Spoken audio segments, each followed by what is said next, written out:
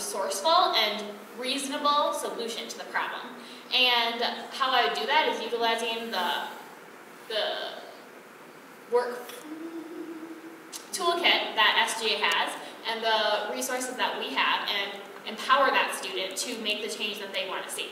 So I think that every complaint and question and feeling and emotion is valid, definitely. But what you do with it is how you really define what complaints do to you. All right, great. So the next question, Kyle. So a question for each of you on this one. And remember, SGA has influence to charity administration. So as a resident, I do not want people who do not pay to live in the residence halls to be able to access my home. Did you consider this point of view? Kyle. I did consider this, and again, going back to the structure in Providence and Charlotte, the residence halls are set up a little bit differently where you can't get past the lobby. And so, although it would take some renovation, changing the residence halls to this format, just like Charlotte and just like Providence, would be productive in the long run, because that would give commuter students and anyone just trying to seek shelter the ability to go inside a controlled building.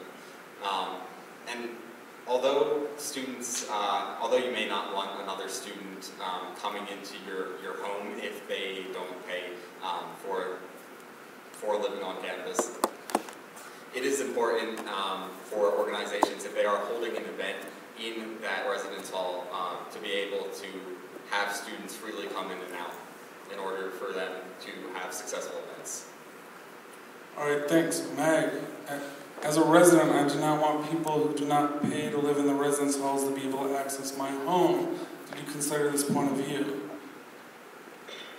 So I think that considering our university and the way that it's set up and the size, it is probably not feasible to have a security desk at every residence hall. I guess I would love to hear more about why you think that would be effective, but also I see this as a safety concern in a way, because if we have let access kind of be open to all, there's no regulation, and since we do not have a security desk and a security guard that is on call for every single building, then you need to have that regulation. And yeah, it's kind of sad, and maybe you want to go to try sometimes and hang out, but that's what friends are for. They can walk down and open the door for you, and you can hang out. Thanks, Kyle. 1 minute for the rebuttal. So it's not so much that this change would be effective immediately. The format they have in the residence halls don't allow students that don't live at that residence hall past the front desk. And the university definitely has the funds and the resources to implement that at the residence halls, just not immediately. It would take renovation of the residence halls, but it would also offer more work-study positions on campus. Regardless, it is important that people feel safe in their own home. And the residence halls are home to a lot of the students on campus. So, of course, that would be a priority. And you're right, students can just, walk over with a friend if they need to hang out or if they need to go to an event. But commuter students that are coming from off campus don't necessarily have that friend that they can walk with and that can let them in the door if they're trying to get to an event. You want 1 minute for the rebuttal to the rebuttal? Yeah.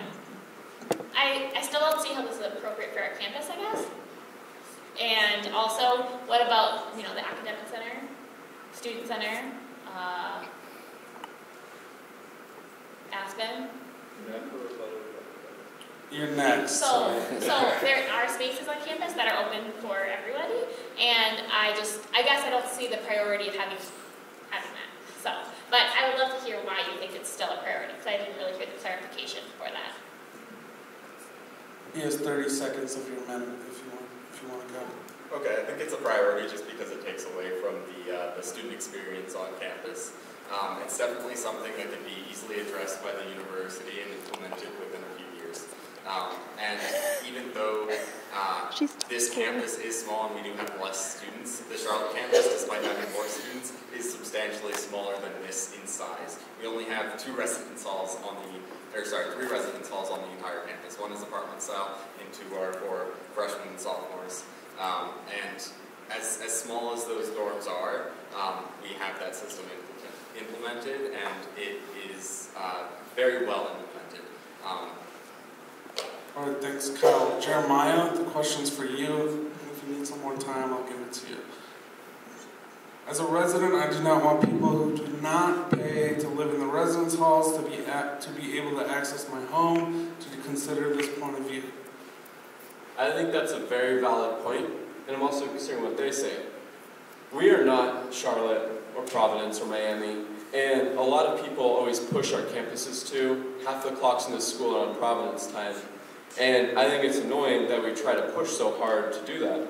I think we need to develop a system that works for us, and commuter students don't need access to residence halls all the time. In a point like Kyle saying events, the Nutrition Society, we had our Thanksgiving dinner in Wales Hall. It was during Thanksgiving, the culinary building was closed.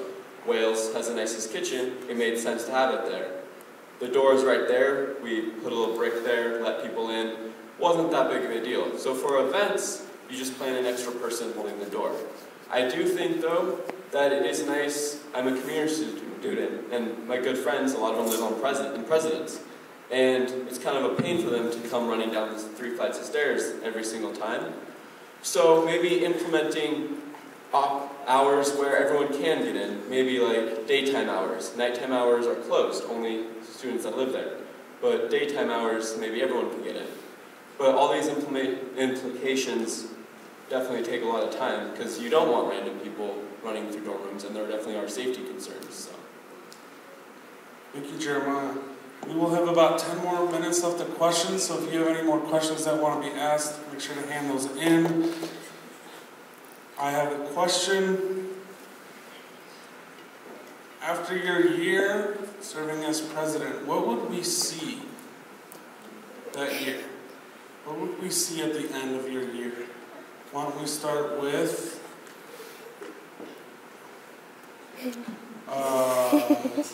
who do we start with? Jeremiah. Jeremiah. Thank you.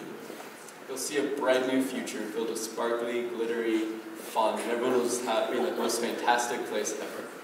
So, I mean, after 1 year, I want to accomplish a lot, and everything I will want to accomplish will get accomplished. So, hopefully there will be a more prestigious club group, students that are more active on campus, students that enjoy campus better, students or classrooms that are set up for student success, and ultimately just a more fun place to be. Thank you, Kyle. You'll see an increase in student activities and the quality of student activities. You'll see increased representation for every major, on campus or off. And you'll see a system set in place that allows students with any concern to come to an open and transparent SGA in order to voice those concerns and receive clarification on what will be done in order to resolve their concerns.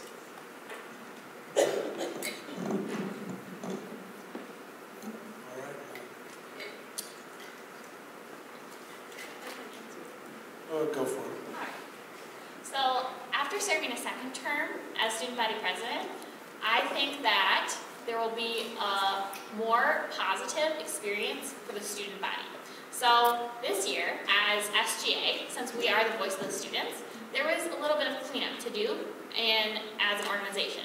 And instead of just focusing on our external relations, we decided to really look deep and try to clean out the inside first. Because, okay, let's say you have a cup of rotten milk, okay, and you just like clean the outside and shine the outside, you can still see through it and be like, that's gross. No, I'm not going to trust them, I'm not going to rely on them, all of that sort of thing. And so by first cleaning out the inside, and now this year we can focus on getting and creating a summit and collaborating with different departments across campus. We can focus on getting sustainable lighting in the new residence halls. We can focus on creating the club's prestige. Oh, and how we're going to do that, I haven't told you yet, it's a surprise. So,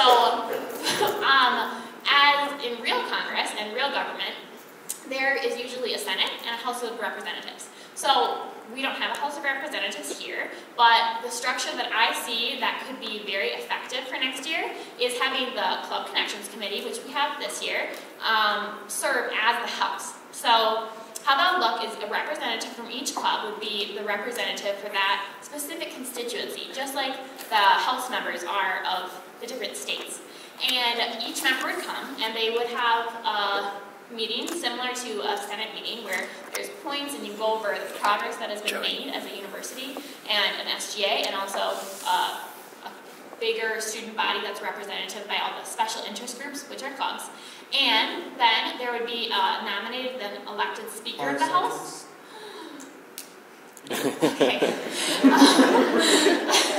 Speaker of the House that would be co-chair with the Administrative Vice President, and that Speaker of the House would be the main advocate for all clubs and organizations in all allocations processes. So this would create a more prestigious and more actually listened to voice of clubs and organizations at campus.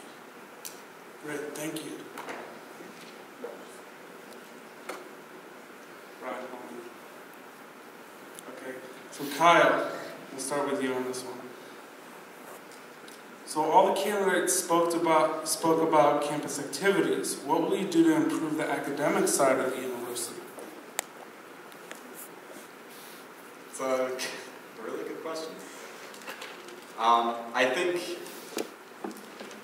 I think in order to improve the academic side of the university, we really need to emphasize the departments that are underused on campus currently. I know working in CAS for the past term, we don't see nearly as many students as we probably should be. Anyone struggling in a course can get absolutely free, on their time assistance in those courses and get a new perspective from someone that's been there. So utilizing CAS more and advertising CAS would definitely be a way to increase the academic side of the university. As well as there's a ton of other departments on campus. There's health and wellness services that's definitely underutilized. There's disability services, which is within CAS that's underutilized.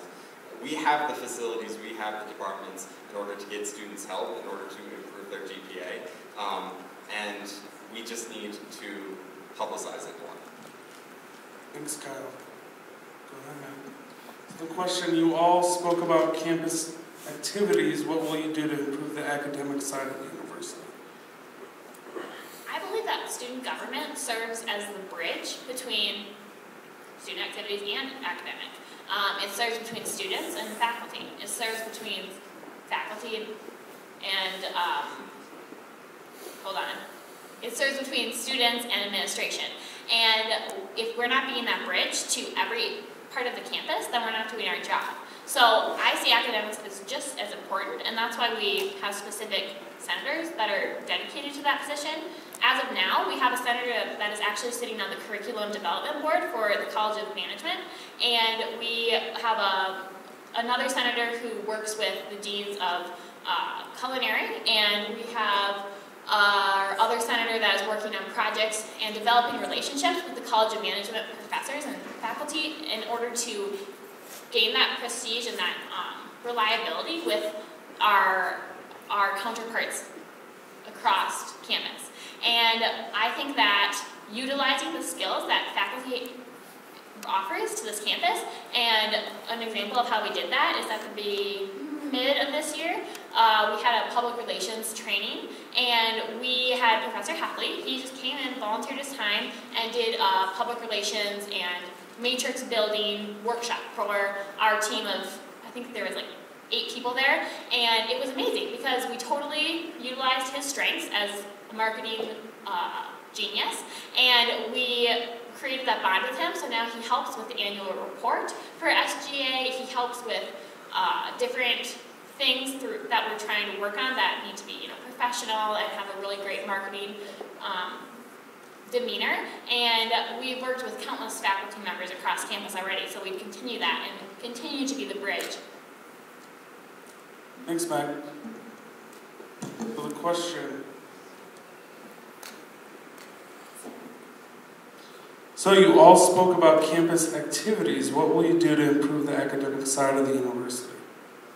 I really feel that the two are related. If students have an active social life on campus, then they'll be more likely to go to class and have a more successful class time. But on that note, the classrooms aren't set up for success.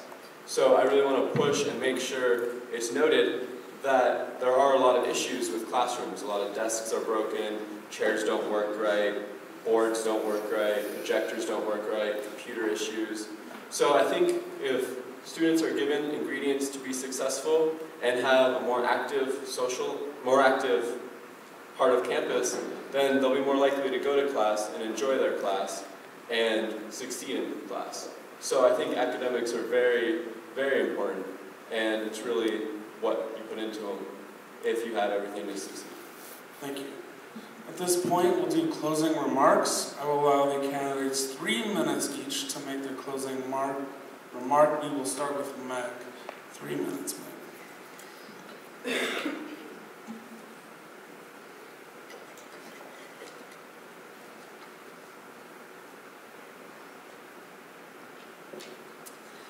All right, so I believe that a vote for me is a vote for progress and a vote for continued change and also hope. Because when you start finding the problems across campus and you start trying to address them, if you don't have hope and if you don't have the motivation to accomplish, it's not going to happen.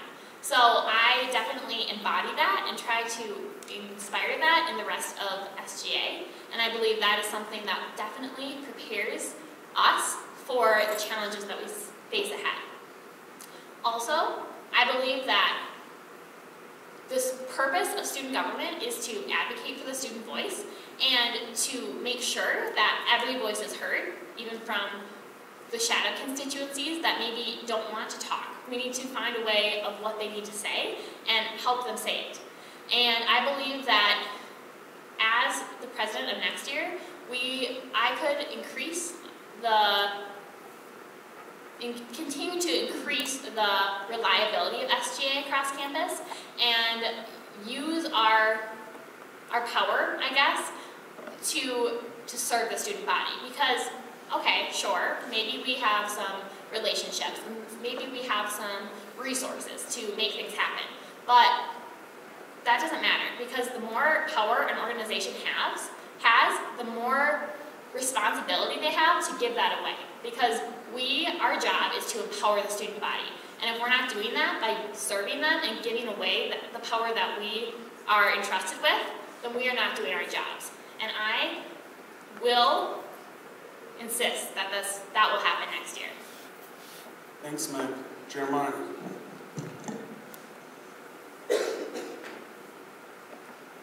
So, voting for me would be awesome. I think everyone should vote for who they feel will perform the best and represent the students best.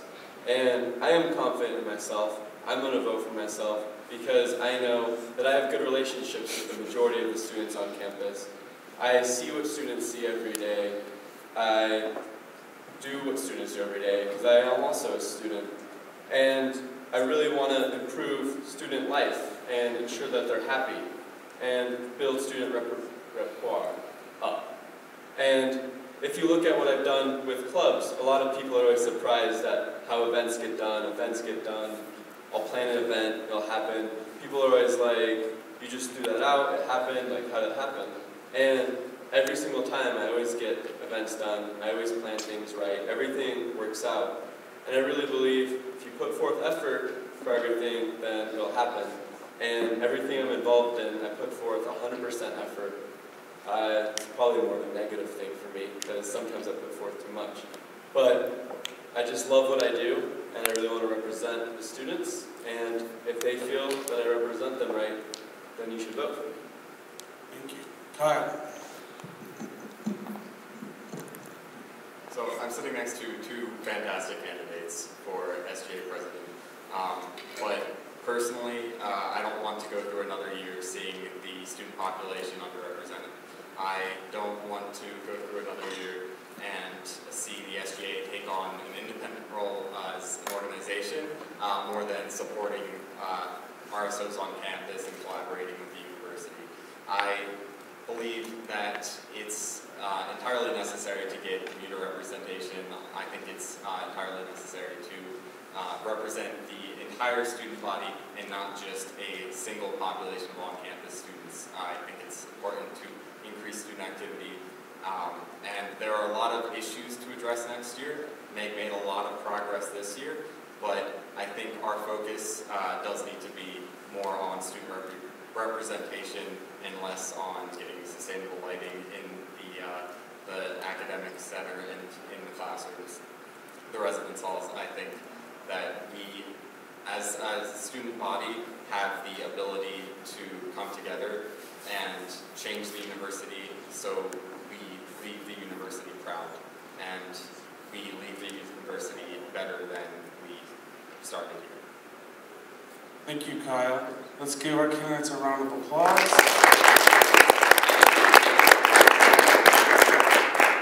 Any closing remarks from our SGA committee? Can we have closing remarks too? Sure.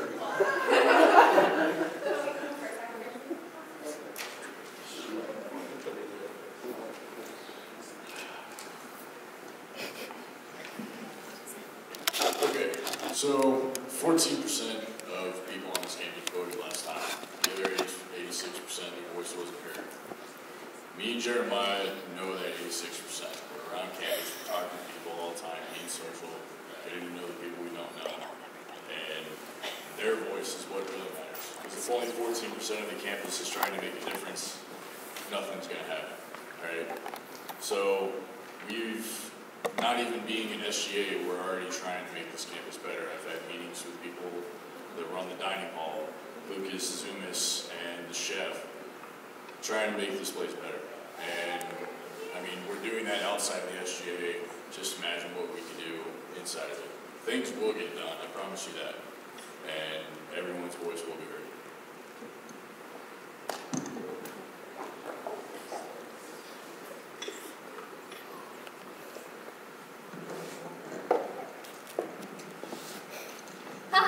Again. Okay, so actually I would really just like to go through and point out a couple things. One is the purpose of SGA as a whole.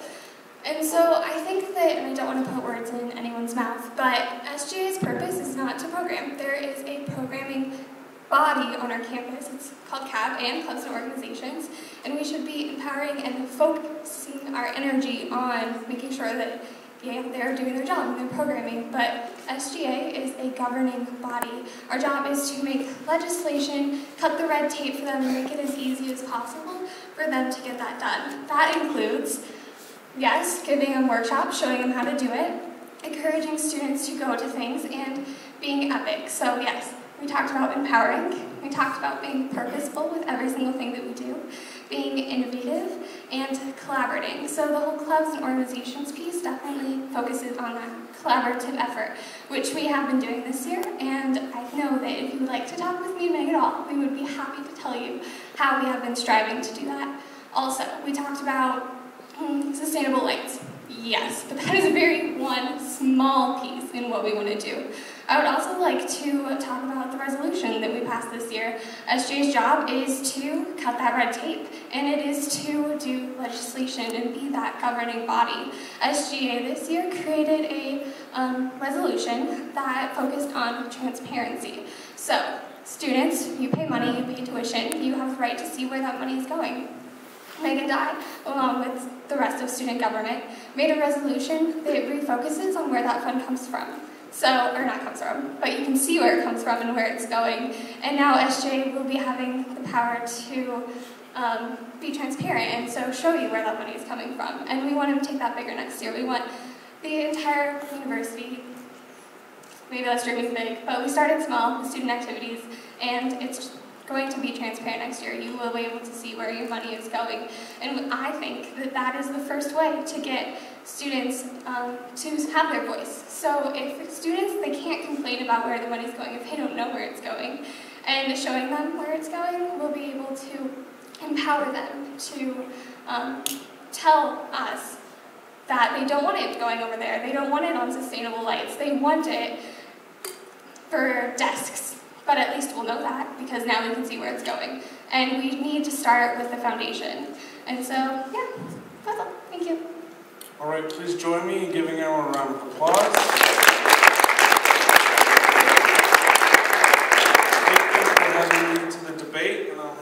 back to our debate committee.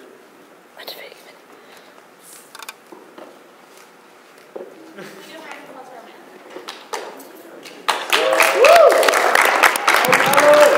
Thanks again, O'Malley, for coming. As well as thank you all for showing up for the debate. This wouldn't be possible for you all, and the voices have been heard. The president said what they had to say, so now it's up to you to make that vote. Just a quick update, next week will be elections, so feel free to go on Vote Network and make those elections, as well as we made a connection with that of Outtakes. If you do have a SGA vote sticker right here, or vote your voice, if you have that on polling day on Thursday, you can go up to Outtakes and get a free coffee or a free small soda. So have that updated, so try to get more people to vote. With that being said, thank you all for showing up. Good night. We should take those stickers if people don't take them right now.